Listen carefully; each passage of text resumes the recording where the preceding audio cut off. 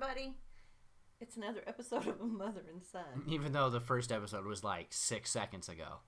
You're not supposed to tell them that. Okay, it was actually 12 years ago. In the year of our Lord, 1967. You know.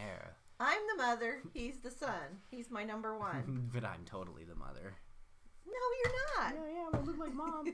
I look like a mother. No, you don't. I do. You don't look like a girl. Well, I'm glad. Why would you say I look like a girl? I like your shirt, by the way. I like it too. I wore it in the last show. That's because we really did do it a few minutes ago. Well, you know, we got such good ratings that we were like, we're going to wear the same outfits. Yay! So, last time we talked about Star Trek and you doing voices. Do you remember when I started making you first do voices? And why? No, I'd have to read the back of covers of books and do them in voices. I remember that. It wasn't covers of books. See, he blocked it out of his memory. Because it was so traumatizing.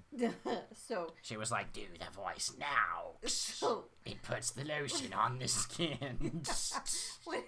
when he was in 7th grade, we... it was a horrible year. We started homeschooling in the middle of the year. And anyway, one of the things that I wanted him to do for literature was to do poems, right? Yes. And that wasn't very manly. Well, I didn't mind it. I got lots of girls. Not in 7th grade, did you? No. Okay, so... Anyway, he could read really, really well. But I still couldn't tie my shoes in 7th grade, for the record. I really couldn't, honestly. I was terrible. So to get him to read these poems that I wanted him to read, I would tell him to read them in different voices. So like Scottish, Irish, and stuff like that. And he was actually very good at it. And so that's why. But then I told him he could pick whatever poetry he wanted.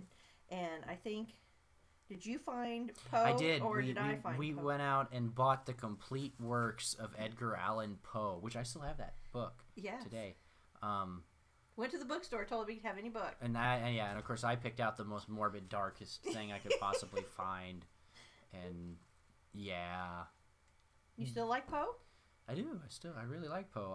But whenever I read it, I can't be serious. You know, I've had friends that are like real dark and serious about it, and I like The Pit and the Pendulum, and all I'm hearing with an Irish accent. Yeah, and all I'm hearing is like, and then the pendulum swelled it back and forth all the way down, and I'm like, I'm waiting to the exciting part when the guts start coming out, because I'm sitting here thinking that he's going, no, not my lucky charms, while he's dying in his guts. You know, I'm sorry, it's dark. That's what happens when you're homeschooled. Don't homeschool your kids; they get morbid. No, they don't. Well, which did you prefer, being homeschooled or school? You went to high school some. I did. I went to high school. You know, so you can't entirely say that I was totally. I wasn't sheltered. That was the thing. I definitely wasn't sheltered. You know. You know what he took in high school? He was homeschooled, but he took Latin, drama, French. I did take French and chemistry. Yes, and chemistry. That was fun. I liked when we got to pump the hydrogen. You know, not hydrogen peroxide, obviously, but just regular hydrogen gas into soapy water. That was fun because then you could pick up the bubbles and you could take a match and they would explode and your hands would be cold. I don't know if that was a normal feeling or not. I was cold because it was like fire. You took Latin. Did I say you took Latin? I did take Latin. Yeah. But what I remember most from high school, your high school, two things. One, you wanted to wear that black cape all the time. Oh, I did. I wore a black cloak. And we were afraid that you would get picked on, and we didn't want you to be picked on. I didn't get picked on. Everybody knew who you were. Oh yeah, I was Cape Dude. Hey, it's Cape Dude. I mean, I knew how weird I was. It was all right. I was well aware I was the laughing stock, but it was hilarious. I don't think you were the laughing stock. The laughing stock? The laughing stock? Well, I had fun. I was just a weird guy, so it was good. It was worth it. Well, you were only there for a couple classes, so. Yeah, I mean, I wasn't there all day anyway, so. That's when we were in St. Louis, so it was a very big school, too. It's full of rich people, so they were eccentric. Yeah, they were all high most of the time, too. Really? Oh, yeah, there's a lot of druggies. Oh, okay. But the other thing I remember. So remember, upper middle class and the upper class in society, all their kids do drugs. Well, we were too poor. You couldn't have afforded drugs. Well, for we you weren't. To do I'm a preacher's kid here, so I couldn't afford the good stuff. So I'm like, yeah, powdered sugar. No, not really. That would be horrible. That would leave a terrible burn, especially if somebody switched it with salt. Can you imagine somebody's doing a line of Coke and they're like, hey, look, it's switching with some salt. It's a joke.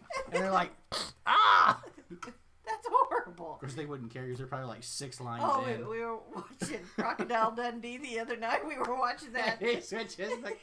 The scene where the guy has cocaine and he thinks he's sniffing, so he tells him the way they did it and put hot water and he dumped all that cocaine in there and put the towel over his head. Made him sniff. How we do it back home. How we do it back home. But your friend from Boston, I loved his accent. And one time... He moved to Philadelphia. Well, we were waiting for him to get out of class, and he was already out of class, because I think he had, I don't know why, he had study hall or something, so he could wait outside. And we had one of the children was real little, baby, and I had to go to the bathroom. And so I told him, I said, come over here, and will you sit with whichever child it was, number 5 or 6. Well, 23. I don't have 23. We just have 6. And so I said, so I can go in and go to the bathroom. He's sure. So he's going to sit in the van. But what he said, I said, where is the bathroom at?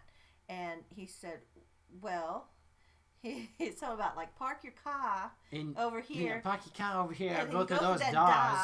To that door and then that door and then go down that hall and then turn to your left and there'll be some more doors and so I said, what did you say? And he went through the whole thing again. I'm sure and he I did. said, what?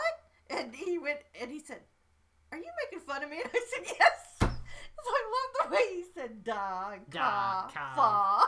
Oh, it's not very far with after those doors. Fa. Just get going. That wasn't very nice of me. Don't park your car in my yard. He said, are you making fun of me? And I was one to hear you talk. But he's a good guy. He loved it. Yes, he did. He loved being the only person in that area at the time that, for our age group that could do that. But I like accents. Well, yeah. He likes accents. He likes accents, too. He likes accents. So, this mother and son, we like accents. I can't do them, but he does, so that keeps me entertained. All right. Bye, guys. We'll see you again real soon. Yeah, in like 20 minutes. For episode 7. Maybe sooner.